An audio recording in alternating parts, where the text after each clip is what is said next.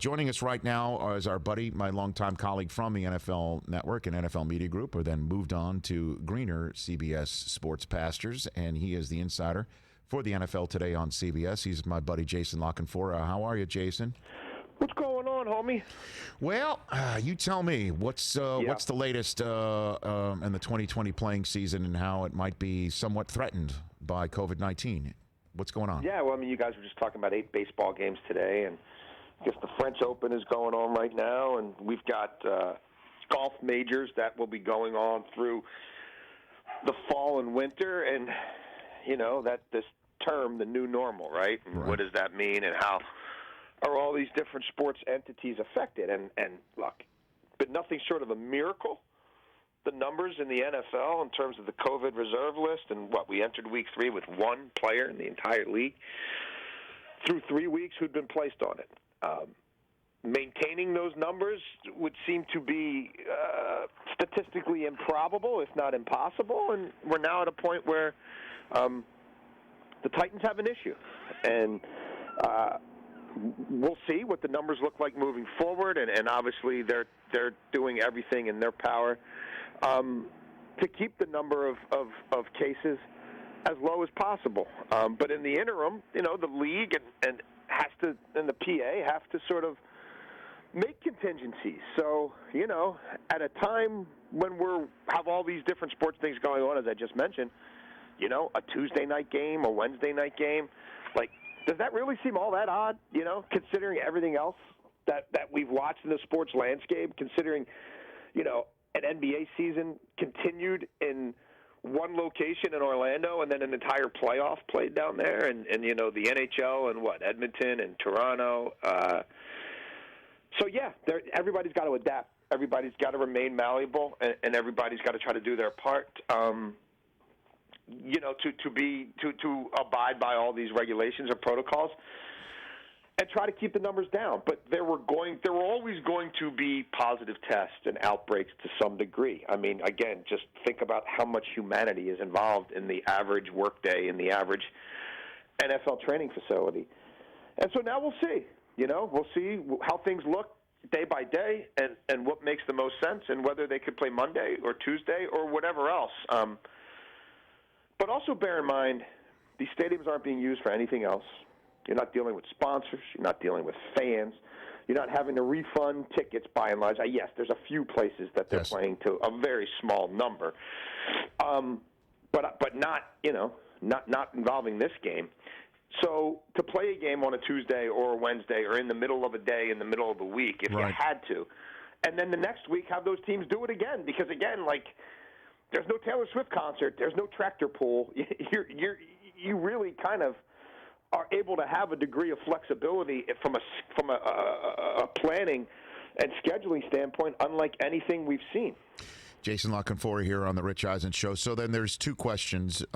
Is what now, as you just were beginning to address, and then how do we prevent it from happening elsewhere or again? So let's stick with a little bit of the what now.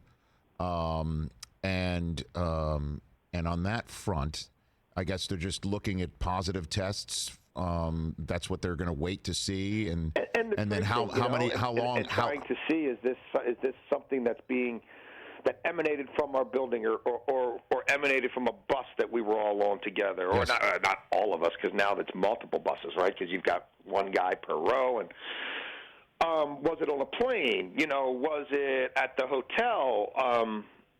And just trying to gain as much insight into that as you can, because that obviously helps you, you know, prevent it from happening again, and then know how many people. Okay, well, if it was a bus, or was it bus 1, was it bus 2, was it bus 3, who else was on that bus? And, you know, in terms of preventing it, I'll just say what I said before. I think it's an absolute miracle that, you know, A.J. Terrell was the only guy in the league on a COVID list through an entire training camp, albeit truncated, but still, they were in these buildings for 6 weeks. Right.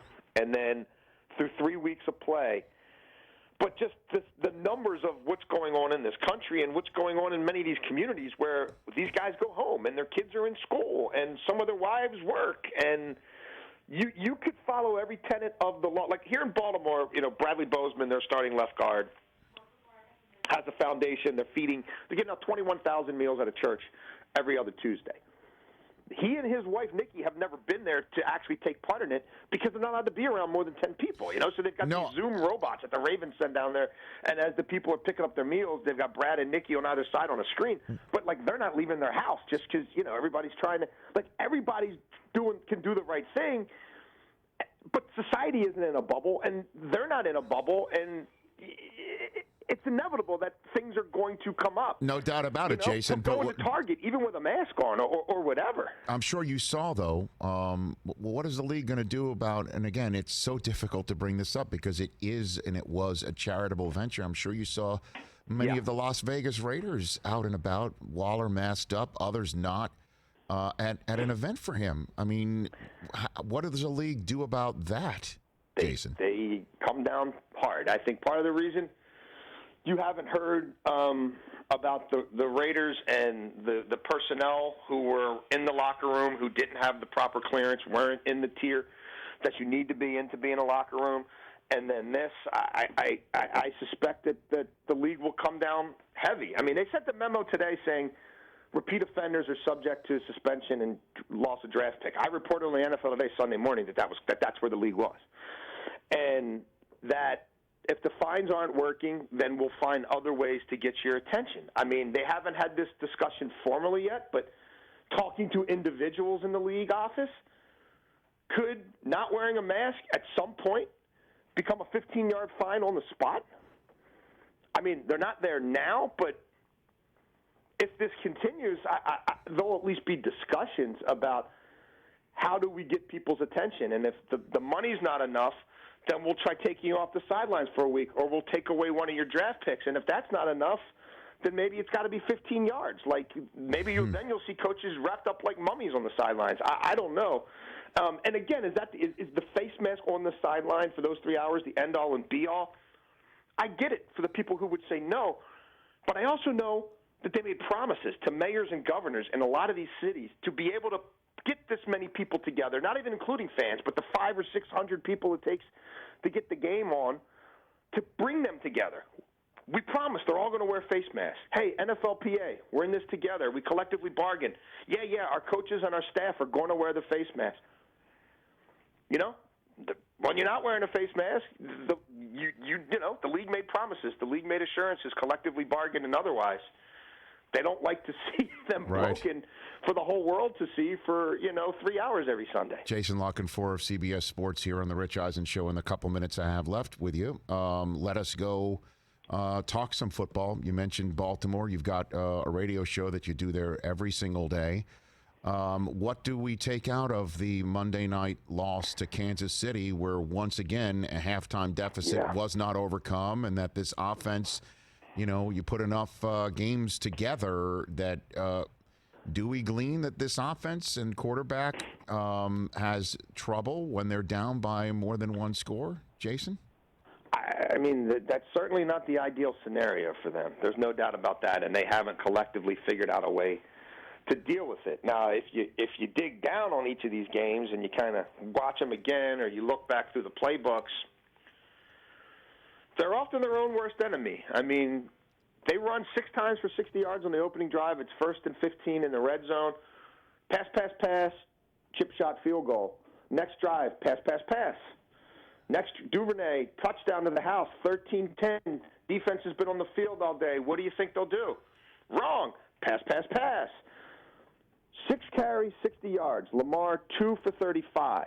They run 18 offensive plays the rest of the half, Rich, not including penalties. 3 runs, only 1 by Lamar, and 15 passes. Gus Edwards is 10 yards a carry, touched the ball 4 times. Pat Ricard, freak of nature fullback, was on the field for over half their snaps against the Texans. He was on the field for 16 running plays the previous week. They gained 134 yards in those 16 plays on the ground. How many snaps do you think he played Monday night? 11. So, I mean, that's a big part of it. And they changed their spots too quickly when they get behind. They ran back into the game in the third quarter.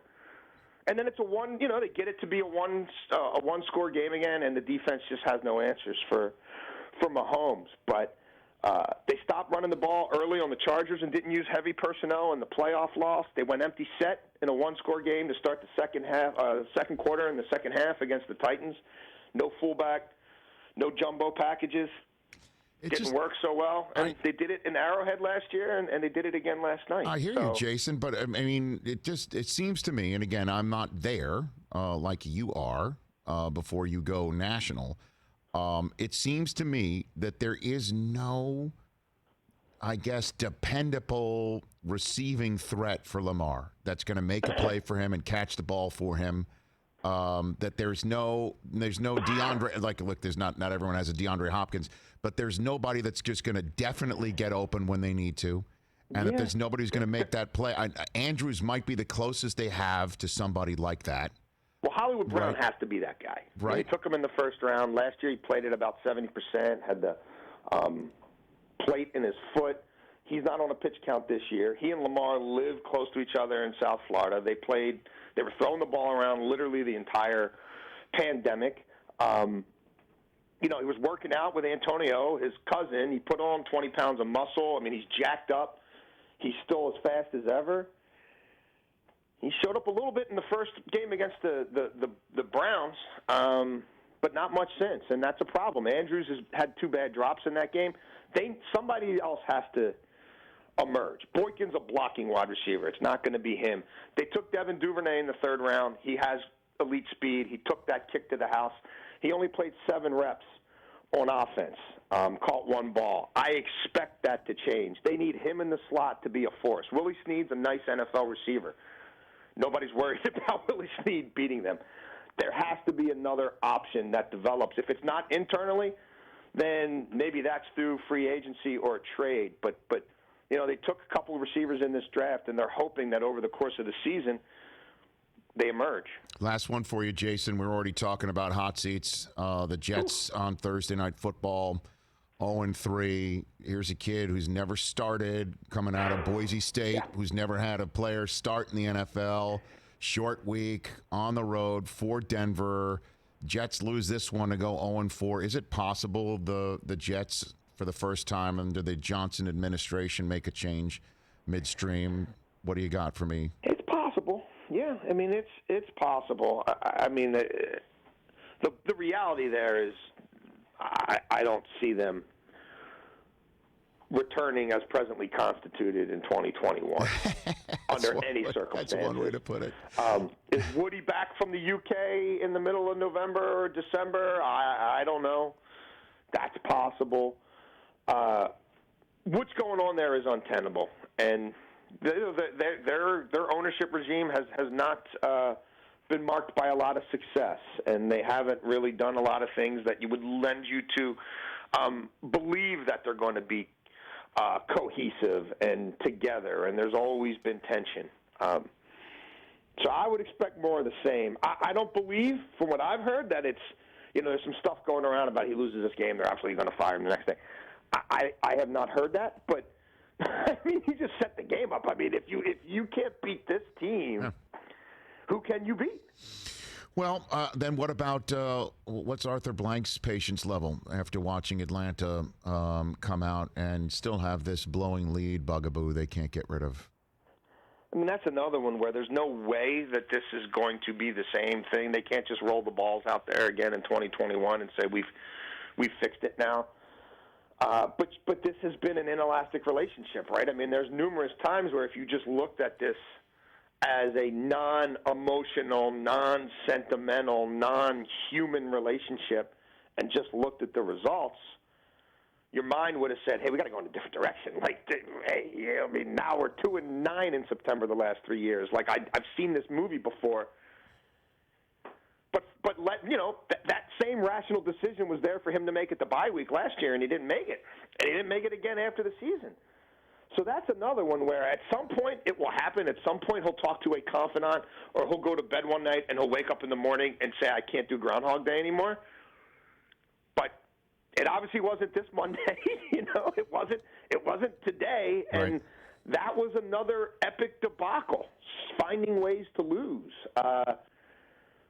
So again, because of the pandemic, because of not having a normal training camp and all that stuff, I think we'll probably see fewer moves in general when we get to January, and maybe even fewer in season because we got enough unsettling stuff. We're doing Zoom meetings. We got enough craziness going on here already. But at some point, by 2021, I can't imagine the Jets and the Falcons don't have a new head coach. Jason, thanks for the call. We'll see you on Sundays on CBS, and then where can people find you throughout the week, Jason?